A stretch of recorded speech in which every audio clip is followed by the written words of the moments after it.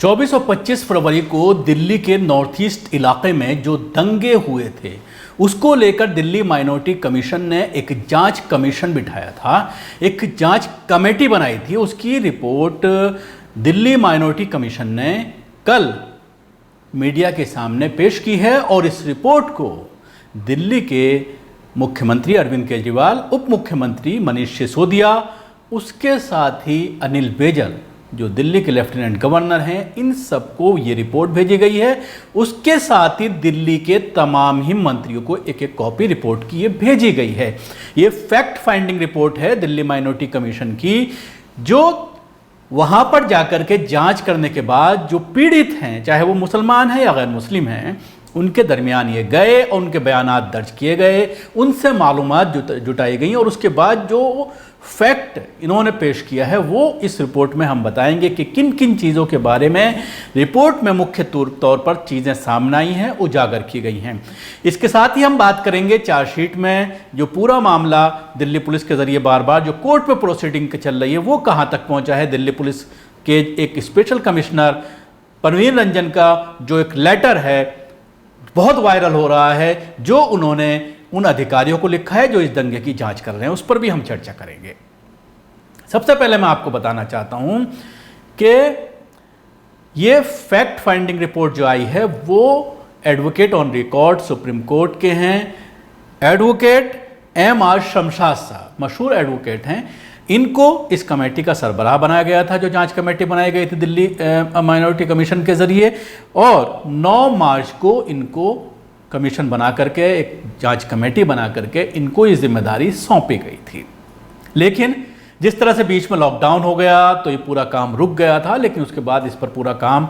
जून में शुरू किया गया। 20 जून के बाद बताया जा रहा है कि इस पर काम शुरू हुआ और 27 जून तक 130 पेज पर आधारित ये रिपोर्ट कमीशन के चेयरमैन, कमीशन के मेंबरों को सौंप दी गई। तो आइए हम पॉइंट वाइज आपको बताते हैं कि इस रिपोर्ट में किन किन चीज़ों का मुख्य तौर पर जिक्र किया गया है, क्योंकि जिस तरह से चार्जशीट की जा रही है दिल्ली पुलिस के जरिए, जिस तरह से FIR दर्ज की जा रही हैं, उस पर लगातार सवालात उठते रहे हैं और ये बात सामने आती रही है कि दिल्ली पुलिस पूरी तरह से होम मंत्रालय के कहने पर, गृह मंत्रालय के कहने पर इस पूरे मामले में एक स्टेप उठा रही है और जिस तरह से मुसलमानों को फंसाने की कोशिश की जा रही है ज़्यादा से ज़्यादा, क्योंकि नुकसान भी मुसलमानों को हुआ है, ज़्यादा जानें मुसलमानों की तलफ हुई हैं, ज़्यादा मकानात जलाए गए हैं, मसाजिद जलाई गई हैं, एक भी मंदिर इस फसाद में नहीं जला, एक भी मंदिर को नुकसान नहीं पहुंचा, लेकिन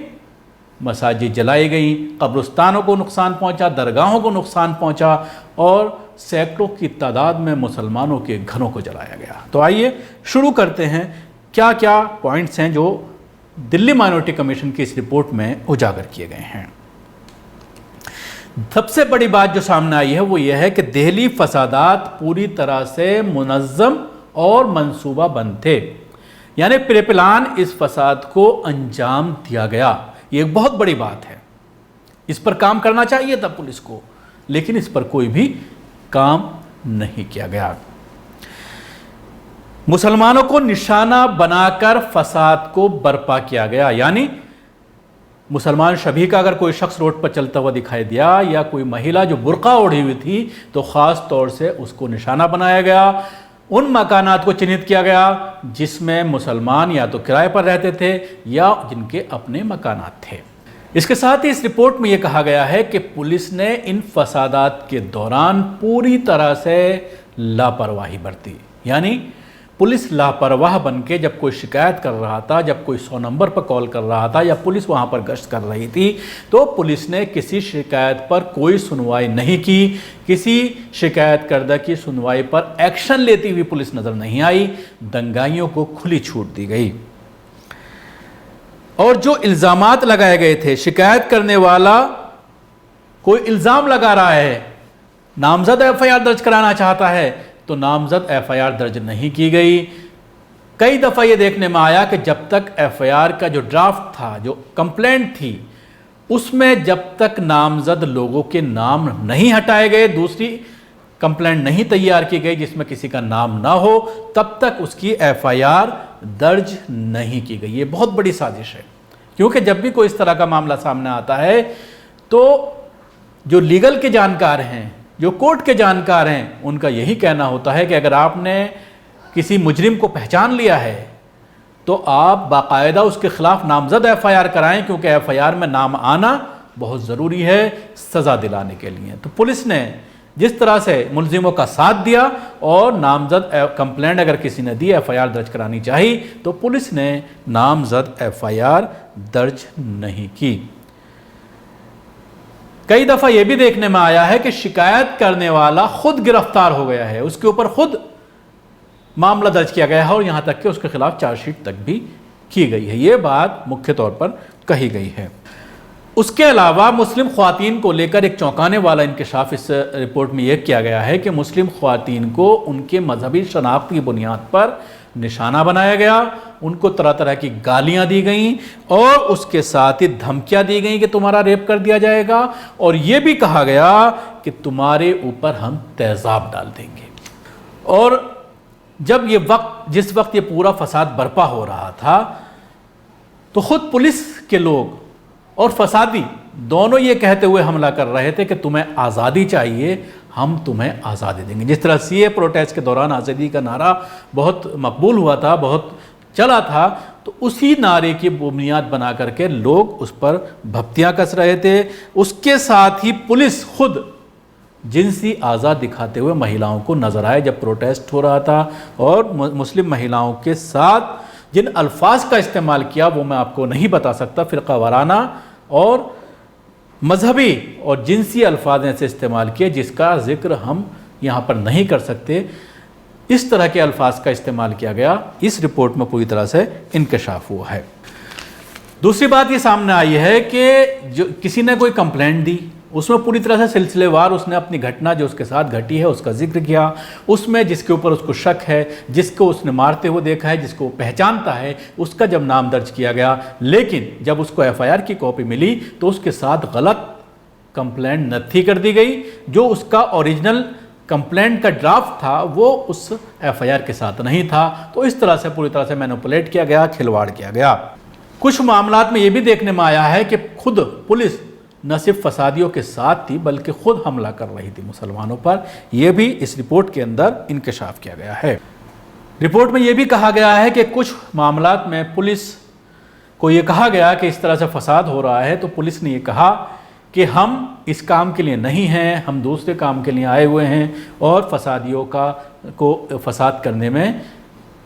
उनका सहयोग दिया, उनको करने दिया गया, उनको किसी तरह से रोका नहीं और तमाशबीन बनी रही पुलिस। उसके साथ ही कई दफ़ा ये भी देखने में आया कि जो फसादी थे, रिपोर्ट्स में यह आया है कि उनको ये कहा गया कि तुम जो चाहो कर लो, तुम्हें पूरी तरह से छूट दी जाती है। और उसके साथ ही एक सबसे बड़ी बात जो इस रिपोर्ट में सामने आई है कि जब दंगाइयों ने अपने काम को मुकम्मल कर लिया, आग लगा दी, जो करना था लूटपाट करनी थी, जो कर लिया, तो उसके बाद पुलिस ने उनको सेफ पैसेज दिया, उनको बाहिफाजत गली मोहल्लों से बाहर निकाला ताकि वो अपने अपने घरों तक पहुंच जाएं।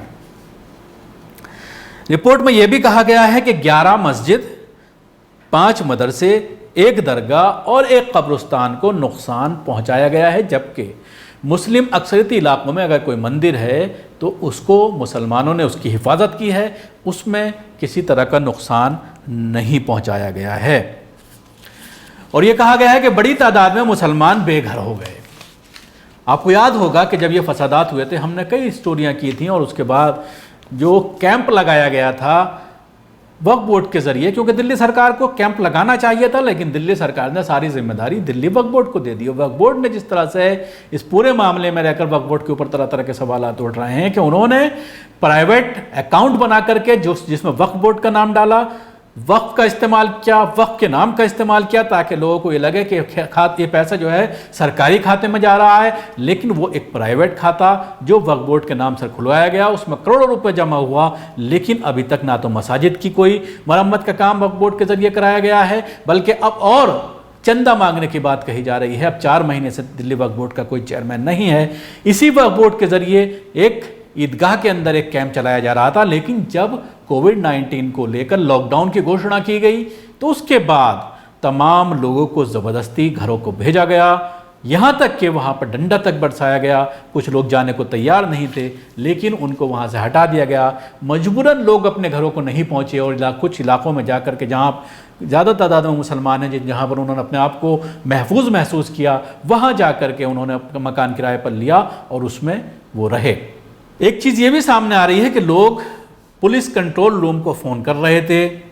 लेकिन वहाँ कोई फ़ोन नहीं उठा रहा था। अगर फ़ोन उठा भी रहा था तो किसी तरह की मदद नहीं भेजी जा रही थी। जो गश्त पुलिस कर रही थी, जब उससे शिकायत लोग कर रहे थे तो वो भी कोई सुन नहीं रहे थे। और जो गिरफ्तारियाँ अमल में आई हैं वो भी मुसलमानों की ज़्यादा गिरफ्तारियाँ हुई हैं। जो पूरा तादाद है वो देखने में यह आता है कि 80 से 85% मुसलमान गिरफ्तार हुए हैं। नुकसान ज़्यादा मुसलमानों का हुआ है, चाहे वो जानी कहें चाहे वो माली कहें, लेकिन गिरफ्तारियाँ भी मुसलमानों की देखने में आई हैं। उसके साथ ही ये बात भी सामने आई है इस रिपोर्ट में कि जब लूटा जा रहा था, जब जलाया जा रहा था घरों का, तो जय श्री राम के नारे लगाए जा रहे थे, हर हर मोदी का नारा लगाया जा रहा था। मोदी जी काट दो इन मुल्लों को, आज तुम्हें आज़ादी देंगे, चुन चुन कर हमला किया गया और इस तरह के नारे लगाए गए। एक चीज़ जो शुरू से हम कह रहे हैं, कई बार हमने इसका खुलासा किया है कि जब इस पूरे फसाद को अंजाम देने में बाहर के लोग आए थे। आपको याद होगा कि शुरुआत में जब ये फसाद हुआ था, जब अगले दिन या 30 लगातार हम मुस्तकिल इन इलाकों में गए जहाँ पर दंगा हुआ था, तो हमने जब लोगों से बात की तो ये इंकशाफ हुआ कि बाहर के लोग ज़्यादा तादाद में थे, लेकिन कुछ मुकामी लोग भी थे जो उनको बता रहे थे कि कौन सा घर मुसलमानों का है, किस घर में मुसलमान रहते हैं, कौन सा घर है मुस्लिमों का है, और उस मकान के अंदर गैर मुस्लिम के मकान में अगर कोई मुसलमान रह रहा है तो उस मकान को आग नहीं लगाई गई, उस मकान को नहीं उड़ाया गया, उस मकान में लूटपाट की गई, उसको उस मकान का सामान बाहर निकाल करके उसको आग लगाई गई ताकि मकान को नुकसान ना पहुंचे। पूरी तरह से चिन्हित किया गया, पूरी एहतियात की गई और एक एक चुन करके मुसलमानों के घरों को, मुस्लिम महिलाओं को, मुस्लिम बुजुर्गों को, मुस्लिम बच्चों को निशाना बनाया गया। इस रिपोर्ट में भी ये पूरी तरह से इंकशाफ हो गया है, जिसका हम पहले कई बार आपके सामने हम बता चुके हैं। और उसके साथ ही अभी 4-5 दिन पहले भी मैंने ये कहा था कि मुआवजे को लेकर भी दिल्ली सरकार के जो अधिकारी हैं वो पूरी तरह से हिंदू मुस्लिम करते रहे।